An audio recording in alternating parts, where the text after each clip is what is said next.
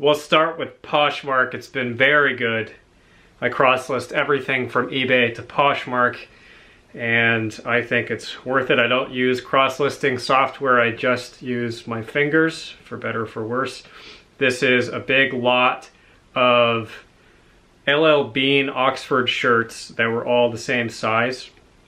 8 of them. I got them for $1 each, and they sold for $84.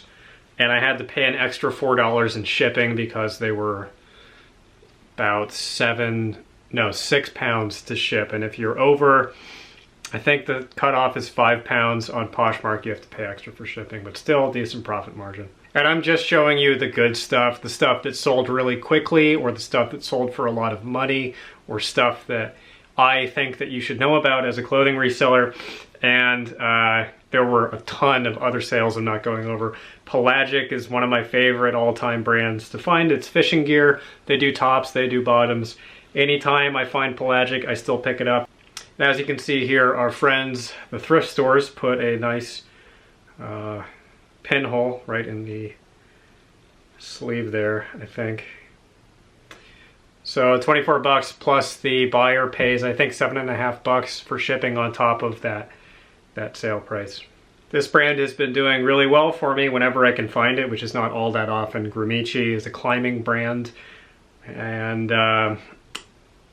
$18. Not as much as I thought I would get for it, but it had, I think, some stains on it. This sold almost right away. Johnny O, just a basic crew neck sweater. I actually had to go over this whole thing with the sweater shaver because it had a lot of light pilling covering the whole sweater. I normally wouldn't bother, but Johnny O carries a lot of profit for what it is, and it's perennially seemingly in high demand. Johnny O is a California kind of surf lifestyle brand, so $29 plus shipping. This is a Lululemon polo shirt, a men's polo shirt. It was not sized, the size tag was removed. Sometimes you can find sizes tucked away in the most obnoxious possible places on Lululemon pieces, but I couldn't find one anywhere. I just estimated it as a large and I put the measurements in, and every time I do that, Lululemon will still sell the men's stuff. In my experience, sells more quickly than the women's stuff. $28. I would tell you how much I got these for, but I don't remember. This Orvis shirt is technically new without tags because it had the cardboard thing underneath the collar. It sold very quickly for $20 plus shipping. An Untuck It shirt, all of my Untuck It has been selling quite well. Just a basic 2XL button-up shirt for $20. Another Lululemon piece that just did not have a size anywhere at all, and yes, I did check inside the pockets. $28, had flaws with it. I just listed the measurements. I priced it relatively cheap for what it is, and it sold. This is one of the occasions when my instincts did pay off, but even having done this for as long as I have and having the expertise that I do have in men's clothing, my instincts are often wildly wrong. This is an example of when I did not run on instinct, when I looked something up in the thrift and I looked at the sell-through metrics and it pointed me in the right direction. So I got actually 2 of these fleeces from this brand, Beyond Clothing. It's a tactical clothing brand, meaning it's for people that like to shoot guns, is what tactical means. And it was covered in flaws and stuff, but this brand just had really, really strong numbers, both in terms of the profit margins and the sell-through. So this is going into the Manifesto. The Manifesto, if you're not familiar, is my free / pay what you want info product that's available in the description. It's a guide to like 300 plus of these brands broken down by sell-through. So a lot of the brands are 100% sell-through across the entire brand. You can just pick them up indiscriminately, regardless of whatever it is you find from that brand, and know that it's going to sell. Or there's the majority of the brands really that I break down on a category by category basis. So like t-shirts, are t-shirts selling better or worse than button-up shirts? And for each brand, I give you all of the nitty-gritty details along those lines. It's free / pay what you want. People love it. If you download it for free and it does make you money, I ask that you circle back around and give me some money later. Or if it's something that you think is going to make you money, which it will, I ask that you consider donating something, but you're not obligated to do so. And the link is in the description to that. Another example of just looking something up on my phone paying off. This is a knockoff. It's not knockoff. I wouldn't have listed it if it was a true knockoff. It's like a parody shirt. I don't feel that my accounts were at risk at all because this falls under parody law. This is perfectly legal to do and perfectly legal to sell as far as I'm aware. It was only listed for like a week before it sold, if even that. And it sold here on Poshmark. Just Kurtagonia, that phrase had over 100% sell-through and decent numbers, so I picked the shirt up for I think like $2.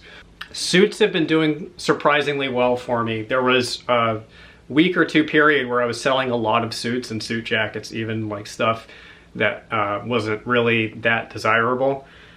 I don't know, maybe suits are picking back up, we'll see. This is a very, very nice suit. This was in a haul video that I put out fairly recently. That's Ermenegildo Zegna Trofeo. And the Trofeo is the top of the line Zegna. Some of you may be screaming at your screen when you see that price, that sale price of 99 bucks. This is my suit strategy.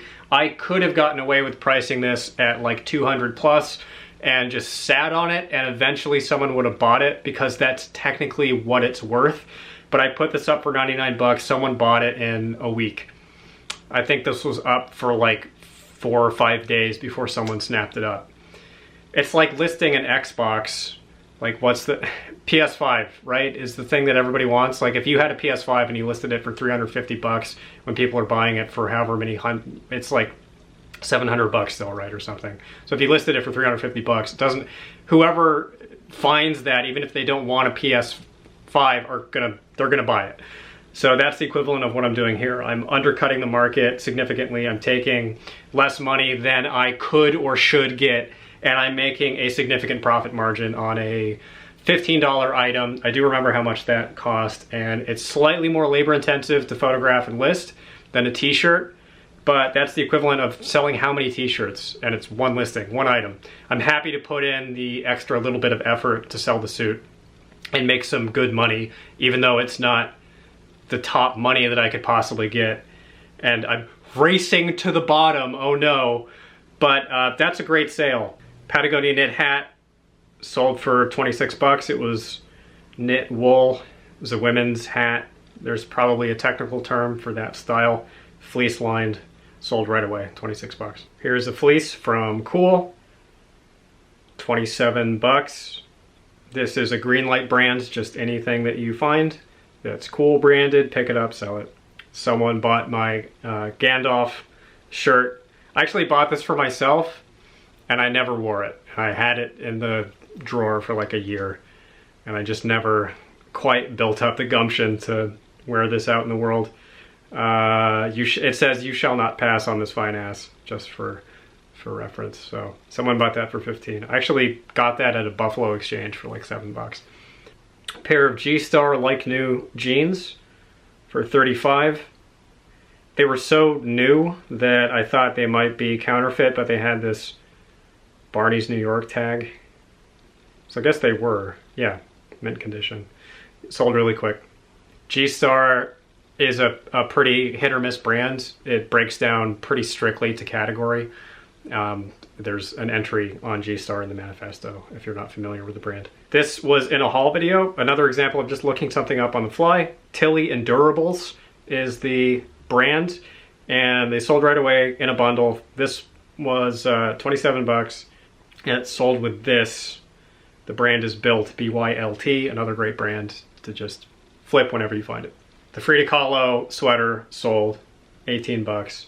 And I'm just gonna arbitrarily stop here for Poshmark because it's been forever since I put out a what sold video, so I don't know exactly where the cutoff is.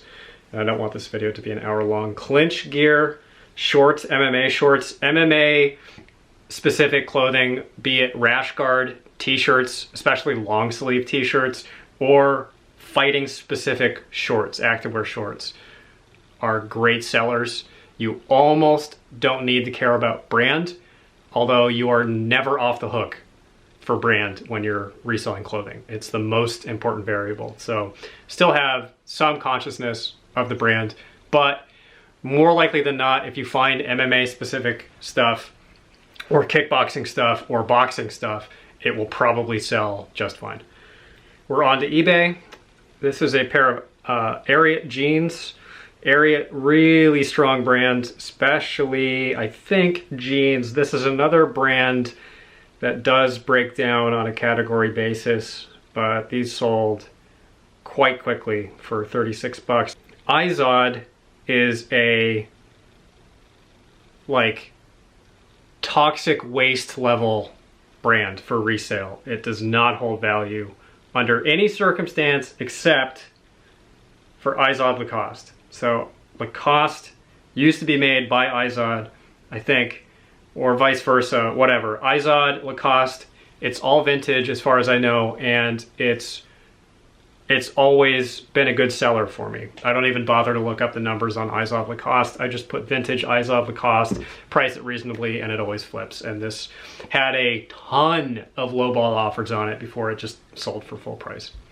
Stuff that's in really high demand, that's getting a lot of traffic and attention, you can get away with declining or aggressively counter-offering offers, or just ignoring lowball offers, and someone will probably almost inevitably just pick it up for full price if you wait, if you want to do that. And for reference, I don't promote the majority of my listings on eBay. I put some promotion on some of this stale inventory.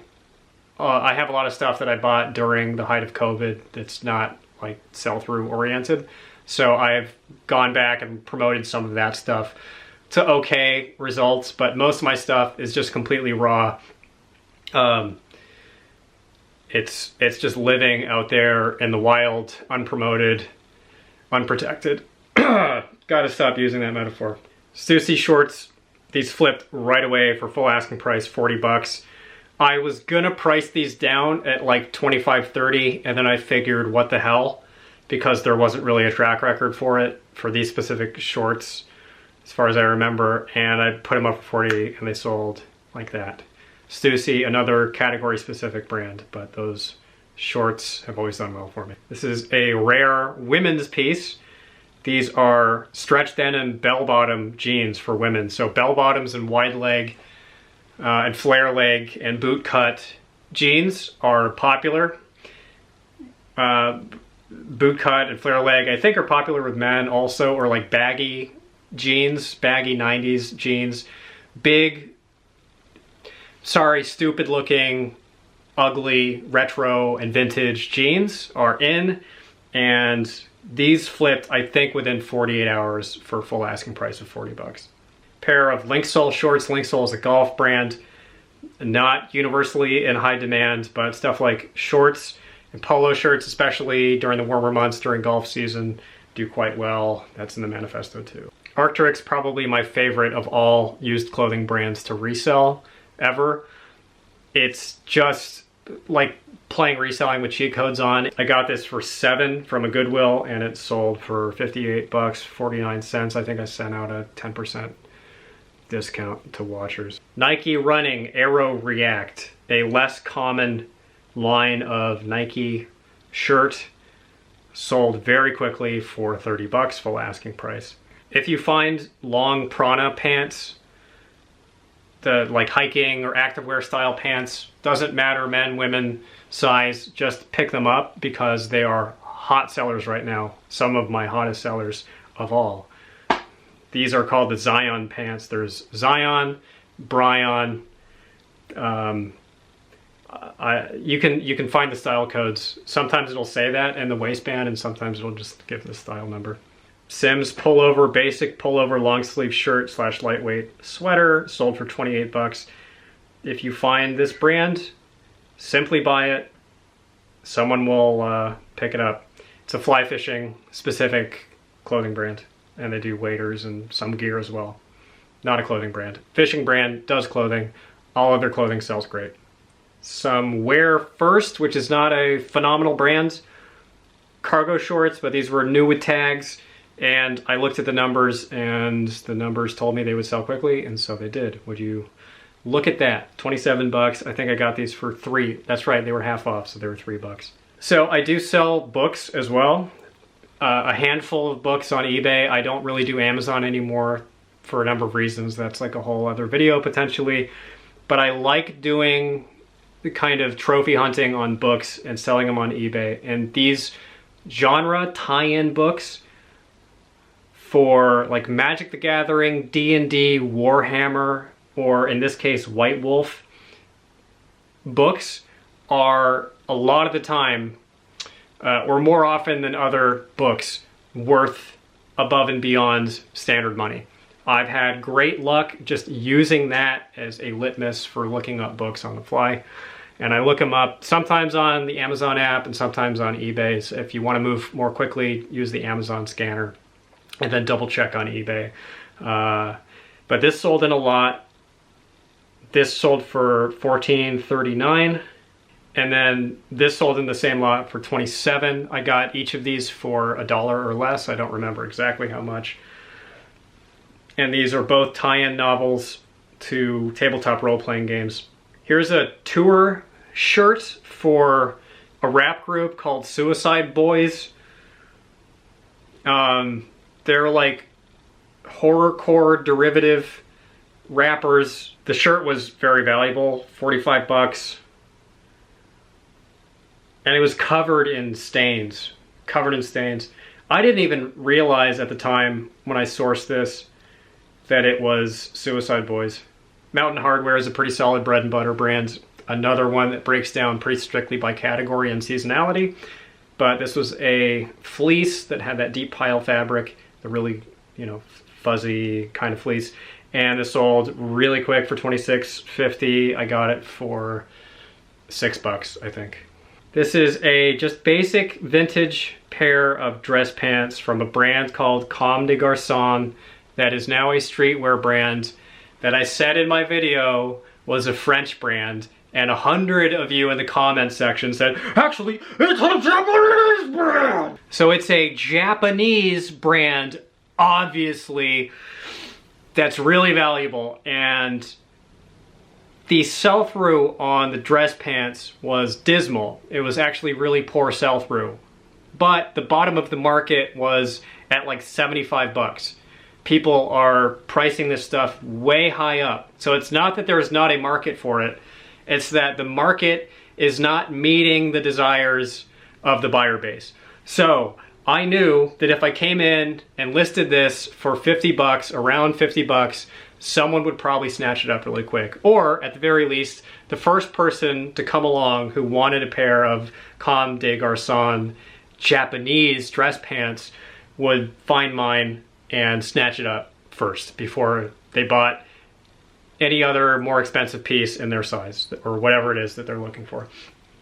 And that's a strategy that you can employ with a bunch of brands. If you find brands, like really high-end brands, like let's take this brand for example, Moncler. This is not an authentic Moncler piece. So let's say that you do find a genuine Moncler jacket. And for some, this isn't the case, but let's say that Moncler jackets are at like 5% sell-through or something. They're just not moving. But you go in and you look at the actives and you search lowest to highest, and the lowest priced active is 150 bucks. If you come in and you offer your jacket for 100, it's probably going to sell.